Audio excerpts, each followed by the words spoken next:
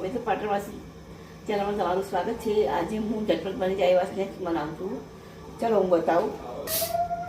બોલ, એક મોટું બટાકું મેં બાફી અને એને છીણી દીધું છે અને આ પૌવાને દળી દીધા છે।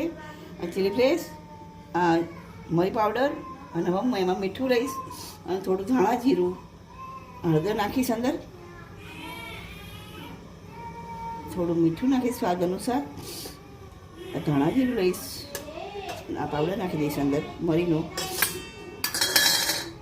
ચીલી ફ્લેક્સ નાખીશ અને હવે આ લોટ બધું મિક્સ, આ લીંબુ નાખીશ થોડું અંદર, એનો ખાટું ટેસ્ટ આવે એટલે બાળકોને સારું લાગે। અને આ બાઇન્ડિંગ માટે હું લોટ નાખી અને એને મિક્સ કરી દઈશ। લોટ તૈયાર થઈ ગયો છે, એનો મેં પેડો ભરાઈ દીધો છે। હવે હું એને વણી નાખીશ વેલણથી। રોટલો તૈયાર થઈ ગયો છે।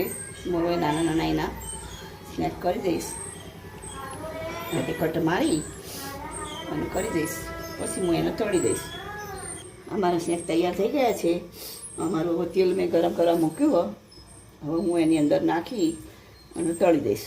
તૈયાર છે, અને હવે આપણે કમળા સોસ સાથે ખાવામાં મજા આવે, બહુ સરસ લાગે।